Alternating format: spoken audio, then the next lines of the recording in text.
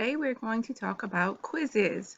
Quizizz is a great interactive platform that creates 100% engagement for you and your students to use in your classroom.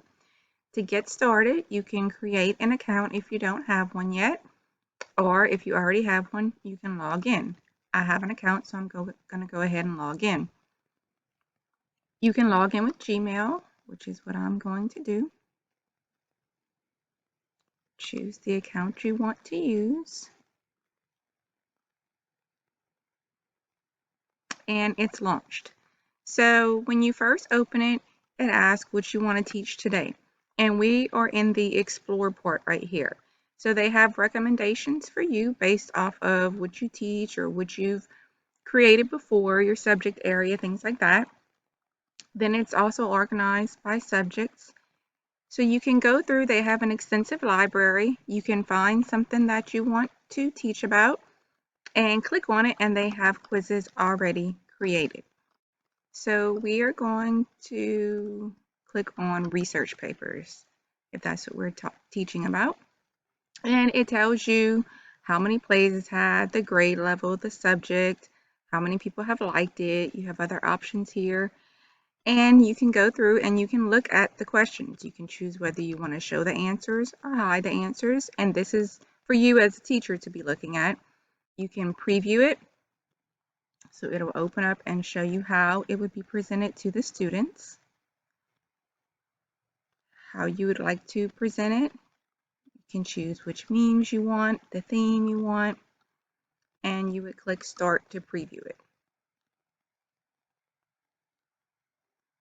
This is what kids would see that would come up on their devices.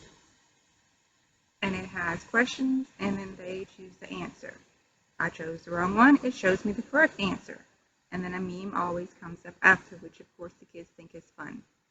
They have leaderboards that come up. I'm just choosing answers. But this is what the students would see. And it shows their points, shows how they're doing. They get it correct, and they have their correct streak up here. So it's really fun for the students. You can choose whether you want the music on or off. So we're going to go back.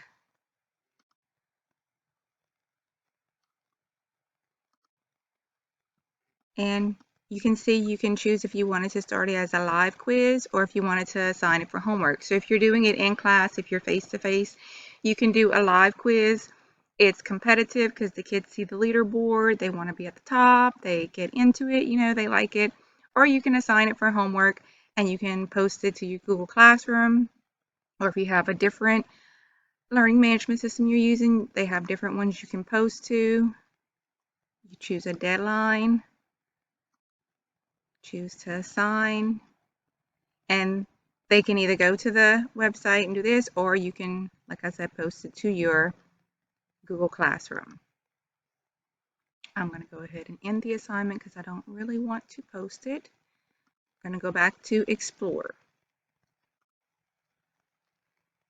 So if you were teaching a lesson and you want to just search, you can search the Quizizz library for what you're teaching. So let's say we're teaching about Shakespeare.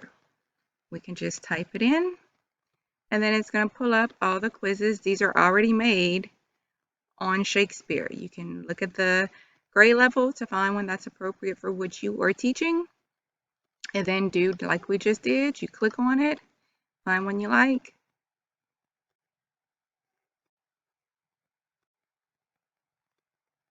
and you have the options to assign it, of course. Okay, then if we go to my library, this is where you have the quizzes that you've created or the ones that you've saved and used before. So here is one that I have done. And you can again choose how you want to assign it. You can share it. If you have other people that you work with, like other people in your department, you would click share, and you can type in their address, their email address here, and then you would share the invite, or you can just copy the link, either way, and they would get access to it and they can use the same quiz. So you can share it with other people in your department. Once you have launched a quiz and your students have done it, then you have access to reports. And in your reports, it's going to show you how the students did. So you can see the type. So this one I assigned as homework. The other ones I had done live in class. I assigned this in my Google Classroom, so it shows which class I assigned it to. I can reopen it for the students to be able to continue working. Or if it's a live one, I can click to assign practice because based off of their accuracy, they didn't do very well. So if I wanted to do that, I can do that there. And then I can also download the report, share it, rename it, things like that. So you get feedback on how the students are doing. It helps you to track their progress and decide your next steps as a teacher if they need more review or if they are doing well. When you click on classes, these are the Google classes that I have linked to my Quizizz, so I can quickly assign a quiz to them. It's very easy to do. In the reports, let's go ahead and click on a report so that you can see what it looks like.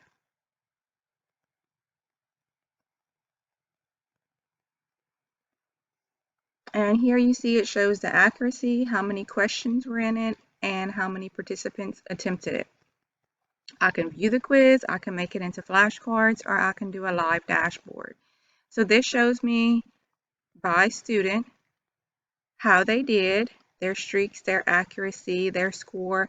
You can even email this to a parent. If they have parents that are questioning things, you can send that to them and they can see how their student's doing. So that's looking at it by participants. You can do it by questions. So you can see how many answered each question. So if this was the wrong answer, I would know, some reason they're getting confused with that. So let's go back and look at it. So you can scroll through and see each one. You can do an overview of it. So this shows the students and each question, the percentage on each question and who got it right and wrong. In a nice little graph format, and you see as I'm moving my mouse along, it tells me the question and it tells me the answer that they chose. It even tells me how long they took on that question. So you can see if somebody's just kind of clicking things, that kind of gives you a hint right there that they weren't really trying. And then if you were to tag questions and put it into topics, that would show up here, but I did not do that. But that is an option that you do have. Okay, going into settings, this is where you have your account settings. You can convert it to a student account if you wanted. And then there's more down here, such as the memes. I mean, students love memes, teachers love memes. That's kind of the craze right now. So it makes it fun as they're going through. So you can create meme sets that you want to use, and that would be here. You can do it by collections. So for my example, I have some that I use in a library, and then I have one that I've used for professional development. So I can create my collections and put my quizzes where I want them. I have my profile here, and from here you can create a quiz or you can create a lesson, and that is something that is new from Quizizz. Quizizz used to just have quizzes, but now they have interactive lessons you can create. So if we look at that real quick, you would enter your lesson title. So I'm just going to put sample. And you would choose which subject area it goes with. We'll choose English and then click Next. Then it comes up and this is the first slide. So you have the option where you can edit, make your changes here. If you wanted to change the name, change how you wanted the font to look. You can enter the slide text here. And then they have different pictures that you can change it to down here also. Or you can even upload an image. You can drag and drop something you have from your computer to here and it will put it there on the slide for you. Then next you can add more slides and you can choose how you want your slide to look and even your questions. You can choose what kind of questions you have. or you can choose to import your slides. So if you already have a Google Slides presentation or a PowerPoint presentation created and you want to just add interactivity to it and put in different questions and stuff on it, you can do that. You can drag and drop a PDF so that it can be uploaded.